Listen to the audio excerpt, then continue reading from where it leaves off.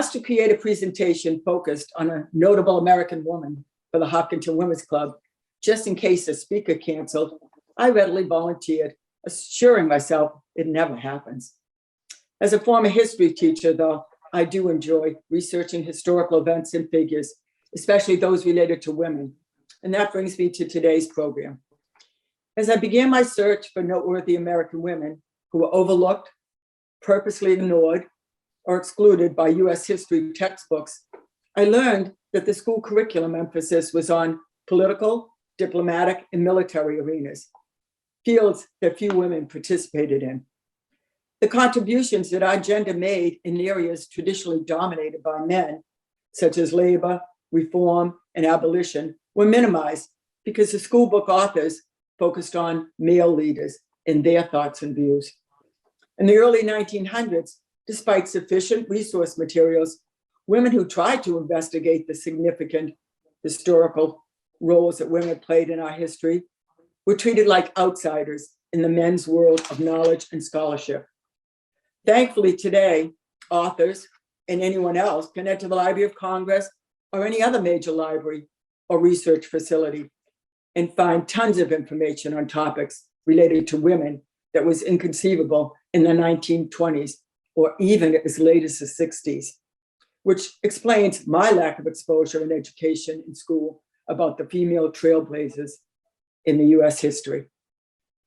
So the current problem is not the lack of material on women, it's how to navigate one's way through the eruption of feminist scholarship of the past 30 years. A vast range of overlooked documents and sources uncovered by mostly female authors and researchers offers new light on women's experiences and important contributions yesterday and today. So today's challenge is rethinking and rewriting the annals of women's history in our country. This goal should encourage all of us to examine history in new ways with different questions and a much wider span of historical figures. So with the desire to find a hidden gem in American history, I began exploring. Names like Amelia Casanova de Villaverde, Mary Ware Dennett, Dorothea Dix, Claudia Jones, Laura Cornelius Kellogg, Mary Tate, Mamie Till Bradley, Jane Cook Wright, and Maggie Lena Walker popped up. Each of these women might have earned the title of Person of the Year from Time magazine. I had only heard of one of them. Try looking a few of them up and you'll be amazed by their personal qualities and exceptional achievements. Maggie Lena Walker played a vital role in making Richmond, Virginia, the birthplace of Black capitalism in the late 19th and early 20th century. Her legacy lives on as a staunch crusader for Black economical and political rights, especially for women. Let me share more about this resilient, brilliant entrepreneur. Maggie Lena Draper was born on July 15, 1864 in Richmond, Virginia. Her mother, Elizabeth Draper Mitchell, was a slave who became the assistant cook after the Civil War for a woman named Elizabeth Van Lew, an abolitionist on whose estate Maggie was born. Her biological father was Eccles Cuthbert, a white Irish American who met Elizabeth while visiting the Churchill Mansion. He was a captain in the Confederate Army and became a successful newspaper correspondent in Washington, D.C. later on.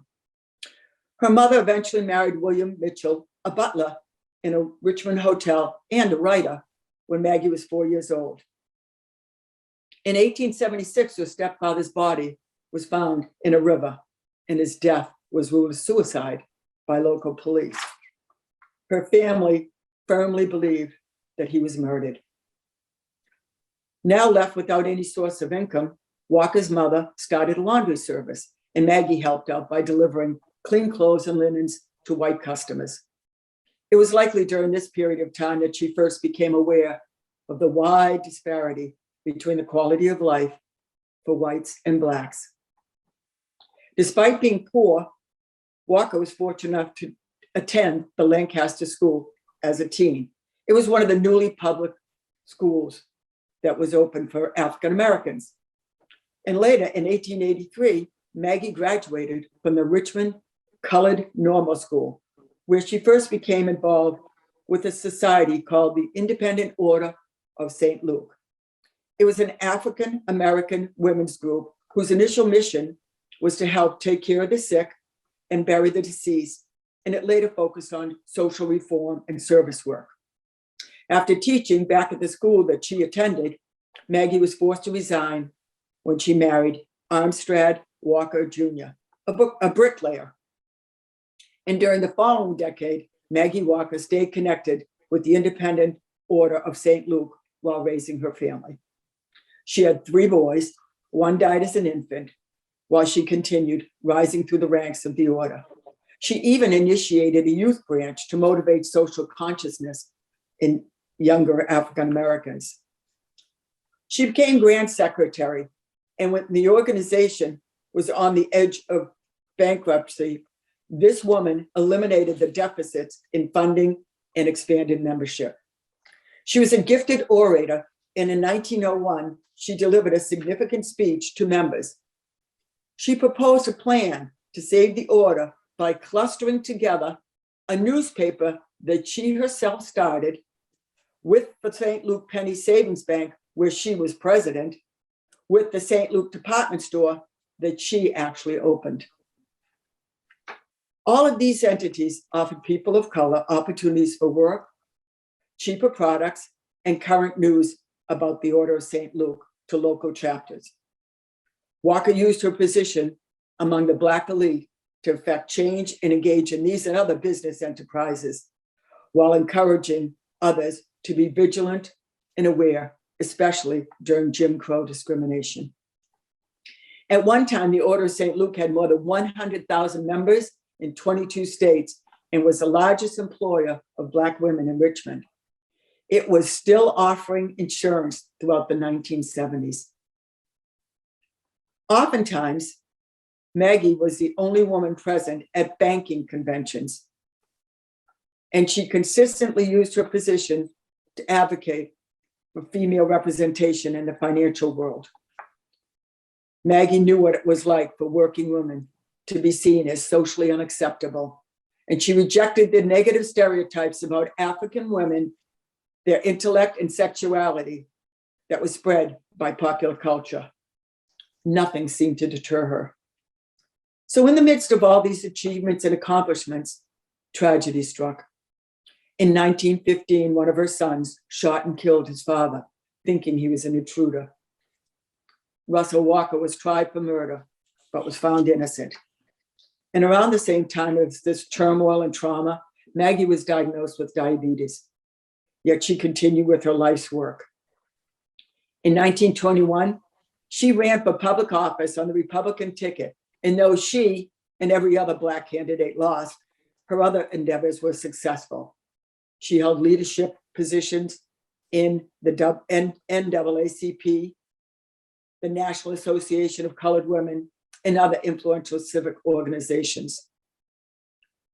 Before continuing with the final bits of information about this amazing activist, businesswoman, and undaunted leader, I want to share 2 of her quotes that I really like.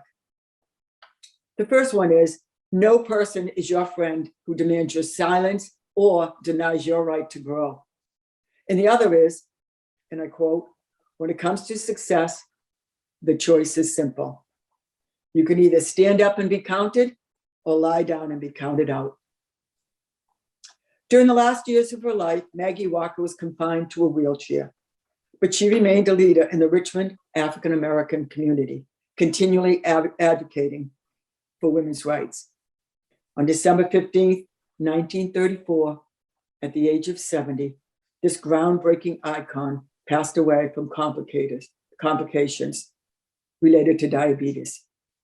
Eventually, her home in the neighborhood referred to as the Harlem of the South was designated a National Historic Site and opened as a museum in 1985. Sometime later, a college preparatory school was named in her honor. And finally, in 2017, on her birthday, the city of Richmond unveiled a statue to commemorate Maggie Lena Walker's prominence as a civic and business leader and her success as the very first woman in the United States to charter a bank and serve as a bank president.